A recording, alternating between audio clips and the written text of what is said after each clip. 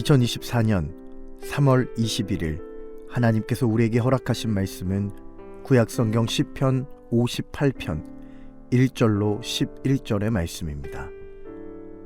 통치자들아, 너희가 정의를 말해야 하거늘 어찌 잠잠하냐?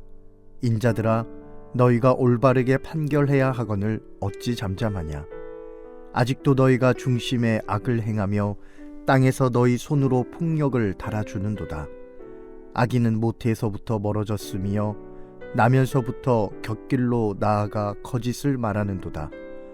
그들의 독은 뱀의 독 같으며 그들은 귀를 막은 귀머거리 독사 같으니 술사에 홀리는 소리도 듣지 않고 능숙한 술객의 요술도 따르지 아니하는 독사로다. 하나님이여, 그들의 입에서 이를 꺾으소서. 여호와여, 젊은 사자의 어금니를 꺾어내시며 그들이 급히 흐르는 물같이 사라지게 하시며 겨누는 화살이 꺾임 같게 하시며 소멸하여 가는 달팽이 같게 하시며 만삭되지 못하여 출생한 아이가 햇빛을 보지 못함 같게 하소서. 가시나무 불이 가마를 뜨겁게 하기 전에 생나무든지 불붙는 나무든지 강한 바람으로 휩쓸려 가게 하소서. 의인이 악인의 보복당함을 보고 기뻐하며 그의 발을 악인의 피에 씻으리로다. 그때의 사람의 말이 진실로 의인에게 갚음이 있고 진실로 땅에서 심판하시는 하나님이 계시다 하리로다. 오늘 우리에게 주신 말씀 시편 58편 1절로 11절의 말씀을 중심으로 불의한 통치자 위에 계신 공의의 심판자라는 제목으로 주신 은혜의 말씀을 함께 나누겠습니다. 시편 58편은 저주 시편이라고도 불립니다. 다윗이 쓴 시편 가운데 악한 행위에 대해 하나님의 심판을 바라며 기록한 말씀, 바로 그 말씀이 오늘 시편 58편의 말씀입니다. 특별히 백성을 재판하는 일에 대해 올바르지 않은 모습을 신랄하게 비판하며 하나님의 심판을 간구하고 있는 것을 보게 됩니다. 오늘 성경을 읽으면서 다윗의 생애를 한번 떠올려 보십시오. 다윗의 생애 가운데 언제 이렇게 재판으로 인하여 분노한 적이 있을까요? 언제 그는 불의한 재판 때문에 분노하고 마음 아파하며 하나님께서 갚아주시기를 바랬던 적이 있었습니까? 바로 다윗의 생애 가운데 가장 비참하고 가슴이 터질 것 같이 아팠던 시간, 압살롬 반역의 때였습니다. 사무엘하 15장 1절로 6절 말씀을 보면 압살롬이 호위병 50명을 앞세우고 성문 곁에 서서 사람들의 송사를 들어줍니다. 심지어 그는 그곳에서 사람들의 마음을 훔치며 올바른 송사를 처리하지 못했습니다. 더구나 그 자리에는 압살롬뿐만 아니라 성문에는 보통 장로들이 앉아있지 않습니까?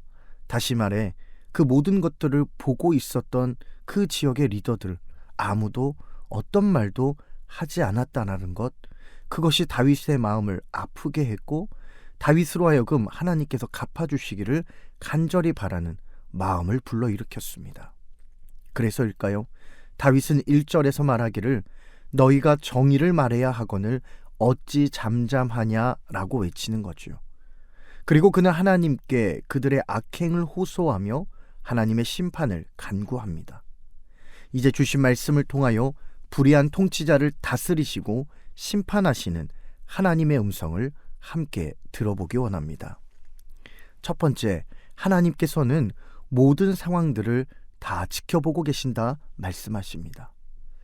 다윗은 3절로 9절까지 말씀 가운데 악인들의 행태와 그들을 향한 저주를 쏟아붓고 있습니다. 3절 말씀을 보시면 악인들은 태생부터가 악하다고 말하죠. 이어서 4절에서는 악인들은 정의의 소리를 듣지 않고 입술을 열어 사람들을 향하여 독을 내뿜는 독사와 같다고도 얘기합니다. 심지어 그 독사와 같은 악인들은 5절 말씀을 보니 뱀을 조련하는 술사들조차 길들일 수 없을 정도로 뱀과 같이 누구도 그들을 길들일 수 없음을 말하고 있습니다. 그리고 그는 6절에서 하나님께 악인들의 입에서 나오는 독이 퍼지지 않도록 그들의 이를 꺾어달라고 하나님께 신원합니다. 사자의 어금니를 꺾어내시도록 그들을 저주하며 하나님께 간구하고 있습니다. 7절 말씀을 보면 급히 흐르는 물같이 사라지게 하라는 것은 이스라엘 지역에 있는 와디라는 현상을 얘기합니다. 비가 올 때는 큰 물주기가 생기지만 말라버리면 언제 그랬냐는 듯이 자취를 감추듯이 악인들의 흔적도 없이 사라지게 해달라고 하나님께 간구하는 겁니다. 더불어 소멸하여가는 달팽이는 무엇을 뜻합니까? 뜨거운 햇빛에 메말라가는 달팽이와 같이 없어지게 해달라고, 사라지게 해달라고 하나님께 간구합니다. 심지어는 태생부터 그들이 악하였으니 차라리 태어나지 않게 하는 것이 어떻겠냐고 하나님께 간구하는 겁니다. 다윗의 모습이 얼마나 힘들고 고통스러웠으면 이렇게 악인들을 저주했겠습니까? 그도 그럴 것이 자신의 아들에 의해서 힘든 일을 만나니 견딜 수 없었던 것입니다. 그 상황 속에서 아들에게 바른 말 하는 사람 하나 없이 오히려 아들 편에 서서 자신들의 권력만 취하고자 했던 그들을 바라볼 때 다윗은 견딜 수 없었습니다. 하지만 하나님께서는 이런 상황에서도 다른 곳에 계시지 않고 그곳을 주목하고 계셨습니다. 다윗은 그것을 알았습니다. 힘들고 어려운 극한의 고통을 마주했을 때 다윗은 누구에게 호소했습니까? 하나님께 호소했습니다. 사람들에게 도와달라고 하지 않았습니다. 하나님께서 불의한 것을 바라보고 계시고 모든 상황을 아시기에 하나님께서 책임지시고 그들을 물리쳐 주실 것을 간절히 기도하고 있는 것입니다. 다윗의 모습을 통해 우리도 기억해야 합니다. 우리에게 어떠한 어려움이 찾아온다 할지라도 우리는 하나님께만 호소하고 하나님께 기도해야 합니다. 나라의 위정자들과 여러 지도자들의 불의함을 볼 때에 우리는 하나님께서 그 모든 것들을 판단하시고 하나님께서 해결해 주시기를 기다리며 기도하며 하나님께 신원해야 합니다. 사람들을 찾아가서 호소하고 의지하는 것이 아니라 오직 하나님만 의지하고 모든 상황을 지켜보고 계신 하나님께 간구하면 하나님께서 하나님의 방법으로 모든 것들을 다시 제자리로 돌려주실 것을 믿습니다. 두 번째는 하나님께서 모든 것을 제자리로 돌려놓으시겠다 말씀하고 있습니다. 10절로 11절의 말씀은 다윗이 악인들에게 보복하시는 하나님을 향한 기쁨의 노래를 부르고 있습니다. 하지만 아직 그 일이 이루어지진 않았습니다. 다시 말해 다윗이 하나님께 기도했지만 하나님의 응답이 임하지 않았습니다. 그럼에도 불구하고 의인은 다윗은 기뻐합니다. 왜 그럴까요? 이유는 하나입니다. 그 이유는 오직 하나님께서 그들을 심판하실 것을 믿기 때문입니다.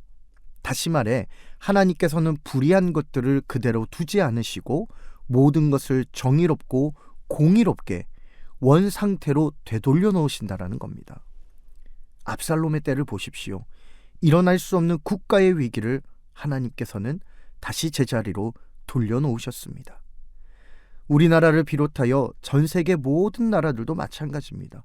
위기와 어려움을 겪을 때 하나님께서는 우리가 생각하지도 못했던 시간과 방법으로 모든 것들을 제자리로 돌려놓으셨습니다. 문제는 하나님께서 제자리로 돌려놓으신 것을 타락한 인간이 또다시 뒤집는 것에 있습니다. 하지만 분명한 것은 하나님께서는 악한 것들을 그냥 보시지 않으시고 잘못된 것들을 반드시 제자리로 돌려놓으신다라는 겁니다. 그래서 11절의 고백과 같이 땅에서 심판하시는 하나님이 계시다라고 고백할 수 있다라는 거지요. 이 땅을 살아가는 그리스도인으로서 저는 여러분들과 제 자신에게 도전하며 오늘 말씀을 기억할 수 있길 원합니다. 하나님께서는 잘못된 것을 그냥 보고 계신 하나님이 아니십니다. 잘못된 것은 다시 하나님의 공의와 정의를 통하여 제자리로 돌려놓으십니다.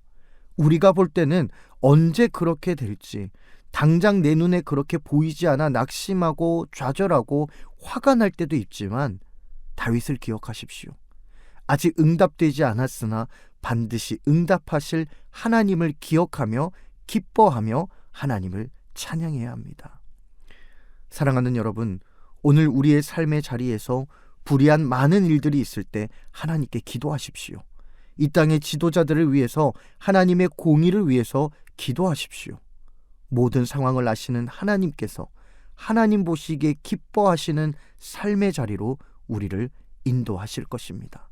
신실하신 하나님과 함께 오늘 하루도 승리하며 살아가는 저와 여러분이 될 수 있기를 주님의 이름으로 축복합니다. 기도하겠습니다. 하나님 아버지, 이 땅을 바라볼 때 하나님의 은혜와 하나님의 회복이 아니고서는 모든 것들이 제자리로 돌아가기 참으로 어려운 시대임을 깨닫게 됩니다. 주님, 오늘 이 하루도 우리의 삶의 자리를 지켜주시고 대한민국을 지켜주셔서 하나님 보시기에 아름다운 나라, 하나님을 기쁘시게 해드리는 나라가 될 수 있도록 주님 도와주시옵소서. 우리는 이것을 위하여 날마다 기도하게 하시고 모든 위정자들이 하나님을 두려워하며 하나님의 살아계심을 깨달으며 살아갈 수 있도록 하나님께서 인도하여 주시옵소서. 모든 것을 주님께 맡겨드리며 예수님의 이름으로 간절히 기도하옵나이다. 아멘.